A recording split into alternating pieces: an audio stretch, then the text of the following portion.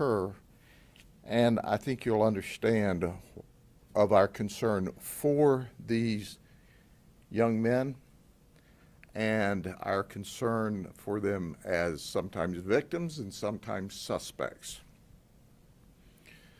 So for the purposes of this meeting, we're going to talk about two gangs. We don't use gang names because we don't want to promote for them. So let's just call one of them the Winter Haven Gang and one of them the Haines City Gang. This started back as we can put this information together and understanding we're having to link bits and pieces because they're really not forthcoming and cooperative for the most part. But on July the 17th in 2019, Dortavius Outsey, O-U-T-S-E-Y, who's a black male and 16 years of age, drowned in Lake Blanchie over in Orange County, Florida. And since 2019, these two gangs, the Winter Haven Gang and the Haines City Gang, using their terminology, have been beefing. But all of a sudden, things occurred. Sometime prior to March 2021, or maybe because of March 2021, there was supposed to be a Snapchat video. And in this Snapchat video, it was a rap video that was created. They were disrespecting Dortavius, the 16-year-old's grave. The Winter Haven Gang did a rap video supposedly dancing on his grave. And as you can well imagine, that's personally offensive as it would be to any one of us if they were doing the same on our children or our brother's grave. So about March 2021, we see this flare-up that's beginning to occur. Between March and May, we've had 16 drive-by shootings and or running gun battles between suspects and vehicles. I don't need to tell you that when you have these drive-by shootings into homes, that sometimes the neighbors' homes are hit. I don't need to tell you when there is a running gun battle between adversaries in two different vehicles that the community at large is being put at risk. These 16 shootings that we're talking about, the best that we can tell with the intelligence and the pieces we put together are between these gangs. The people we talk about today are in these gangs, but it's not exclusive. There are other gang members. 7 of these shootings was dealt with by the Winter Haven Police, 8 by the Sheriff's Office in the unincorporated area, and we're going to talk about one that occurred in the city of Haines City. So if you understand now that there's anger because of the conduct between these two gangs and the shootings are going on, and I'll encapsulate just a couple of the incidences or a few that occurred in the unincorporated area. I'm not going into detail on all of them that occurred in the cities. But on March the 28th, we had a victim of one of the gangs that was shot while walking on Sydney Circle in Winter Haven. On March the 29th, a Winter Haven gang member's house was shot up on Fern Road in Janville Village in the unincorporated area of Winter Haven. On March 30th, there was a shooting on 26th Street Northwest, and that is in the Inwood area. We found 15 casings in the road. We didn't see where any houses had been shot on that occasion. On April 24th, on Thomas Avenue in the Janville Village area, it was the home of a gang member. There was a husband and wife and a teenage daughter there and a 1-year-old child when that house was shot up. Then on May the 23rd, on a Sunday at 12:40, in the middle of the day in Haines City, Dyron Outsey, Darian is only 20 years of age, was murdered. He was murdered while he was in his car in the city of Haines City. I might add that Darian also had a gun in his car. Now keep in mind that Darian is the brother of Dartavius, who drowned, and you can imagine that they, at that time, the Haines City gang, suspected that it was the Winter Haven gang that did the murder. The Haines City Police is working this case, and newsflash, people aren't being very cooperative and aren't talking, but they continue to shoot at and shoot each other.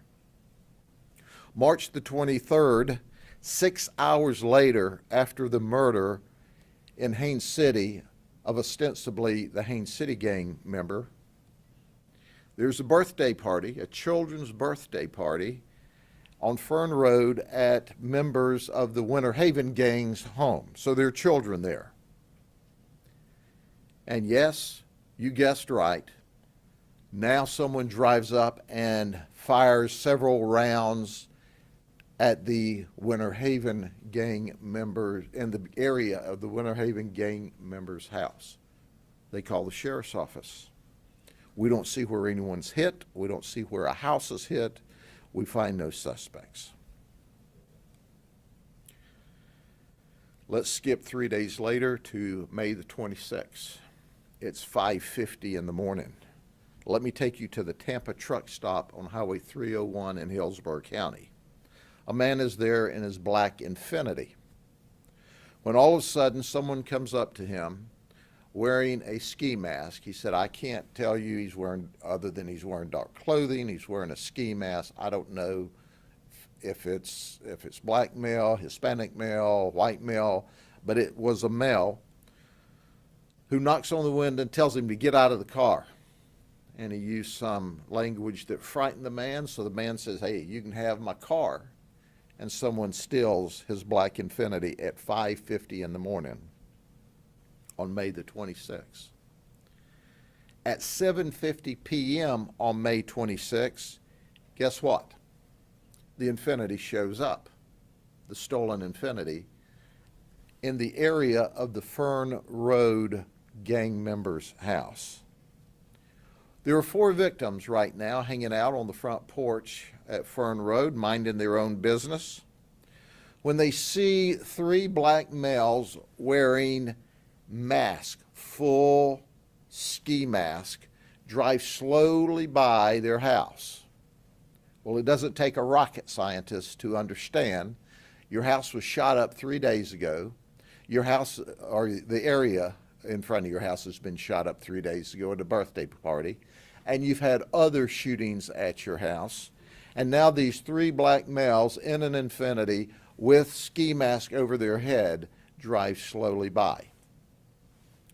So one of our victims, who now is also a suspect, and I'll explain that to you, Kevin Marcel, he arms himself with a 9mm pistol from inside the house. He's not allowed to possess that firearm because he's still under juvenile sanctions of what would be considered a concealed firearms violation. So he cannot carry, of a felony violation which doesn't allow him to carry a concealed firearm or to have in his possession a firearm. But he thinks there's going to be problems, so he gets a gun anyway. The black Infiniti laps the block, and it comes back around. As it does, Kevin sees the barrel of a rifle sticking out of the right rear passenger side of the Infiniti. As it passes by, the suspect begins to shoot toward Kevin and the other 3 victims at the Fern Road address, at which time Kevin shoots back.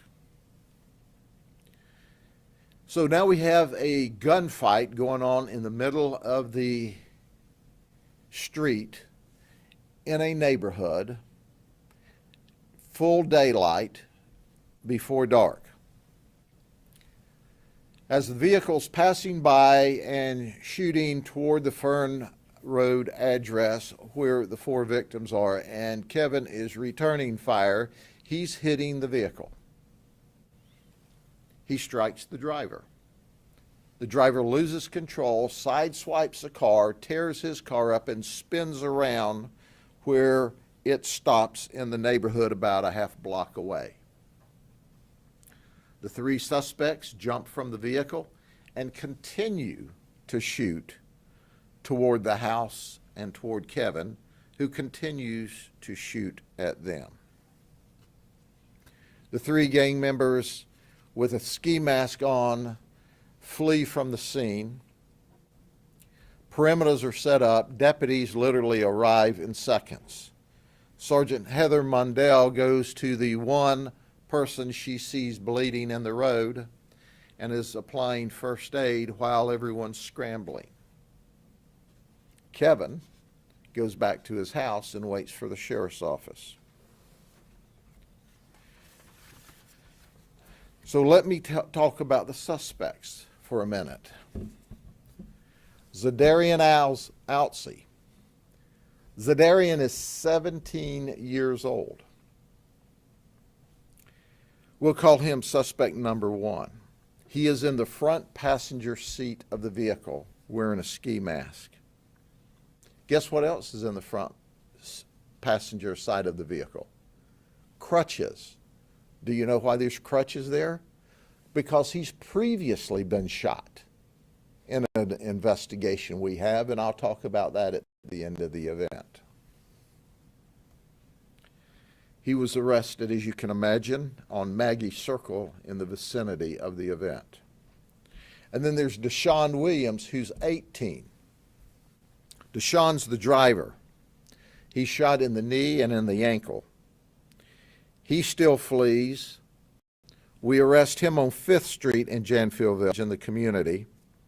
He's arrested, taken to the hospital where he's treated and released. So Zadarian has gunshot wounds from a previous event, but not this time. He's not hit. The driver, Deshaun, is hit in the leg or the knee area and the foot. He's treated and released. And then there's Tyrone Berry, who's 17. Tyrone Berry is in the right rear seat and is the one that's reported to us to have the rifle and doing all the shooting. He is shot in the hip, and he is injured and had to undergo surgery. He is still in the hospital. He will be booked in the county jail when he's in condition that he can be. The 3 of them who are shot are the suspects that came there to shoot up the Winter Haven gang members. These are 3 members of the Haines City gang.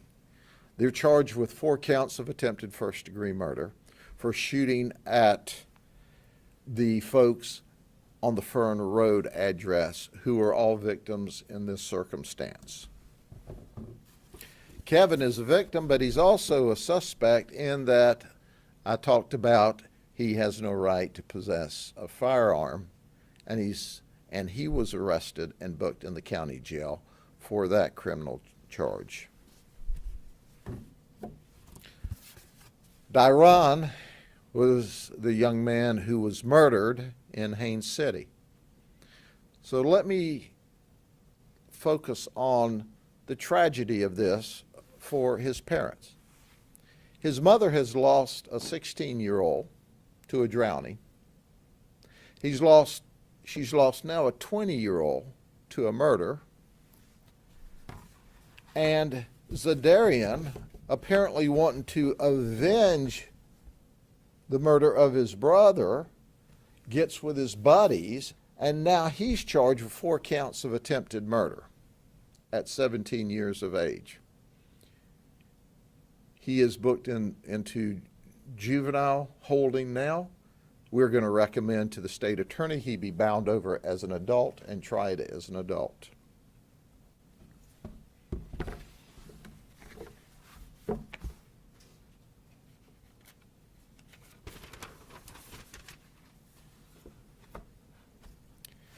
So, how did Zadarian Outsey get shot at an earlier event?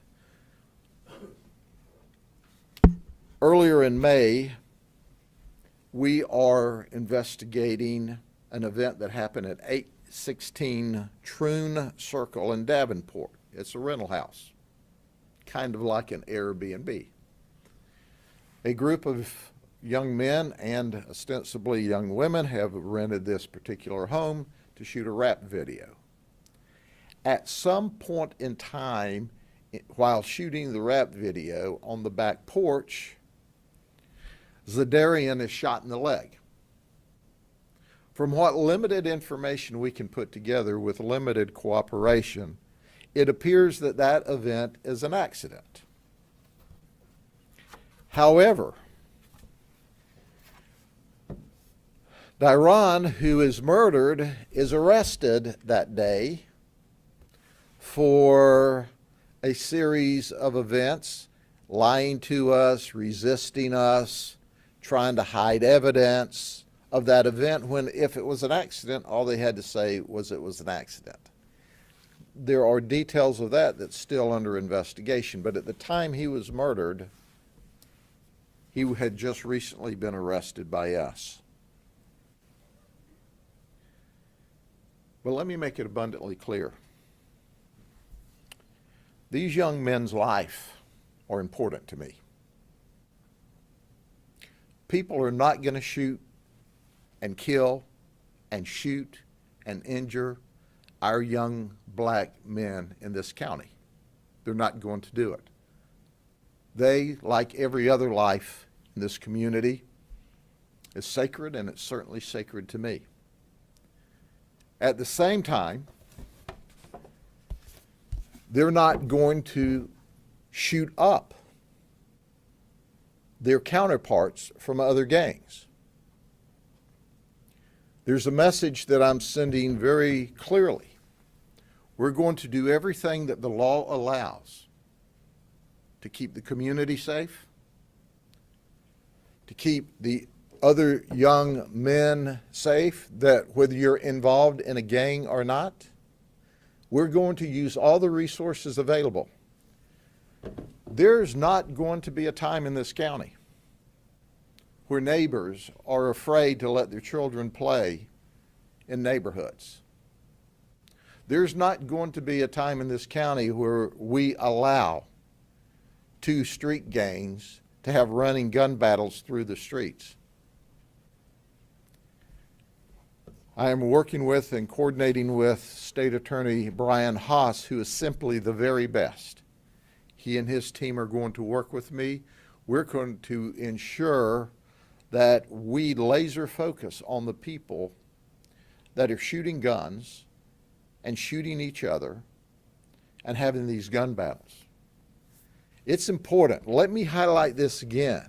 He's 17, he's 18, he's 19. They're young men. To me, they're kids. I don't want them shooting people, and I don't want anyone shooting them. So we hope with these arrests that this has calmed down, but we don't know. There are other gang members, and obviously they're now upset because another group of their colleagues have been shot and are arrested. We're working with the community to make sure that they understand that our number one goal here is to make sure everyone's safe. It took us a couple of days to be able to give you this briefing because it truly was the Wild Wild West and an incredible shootout. And our detectives who have worked around the clock are simply awesome, are still plowing through the details of the investigation. And there very well may be other criminal charges that are brought before this investigation's over. But we will use every law at our disposal because I care not just about the collateral crimes and injuries that can occur, I care about them as well. They're still kids. They're way out of line. Their action is unacceptable. They're going to be held accountable, and it's going to stop. And if it takes locking them up for a very long time to keep the neighborhood safe, we're prepared to do that.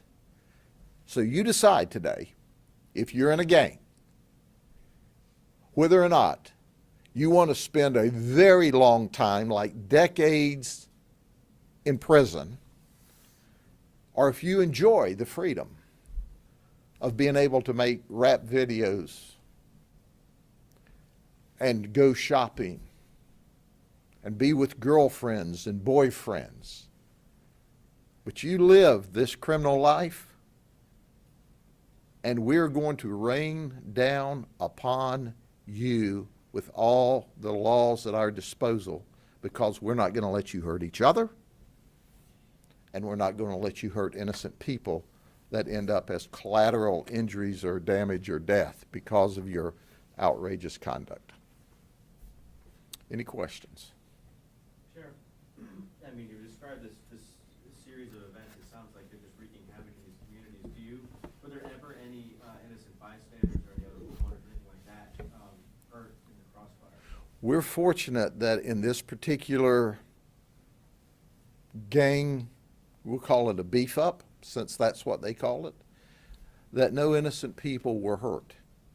We had innocent people's cars run into. We had innocent people's houses and cars shot, but no one injured. How were you able to track these three down? I mean, you've had limited cooperation, it sounds like, in all of these incidents. So. Well, it wasn't difficult because Kevin shot them up. And they wrecked their car, and they couldn't get away. They were trying to get away.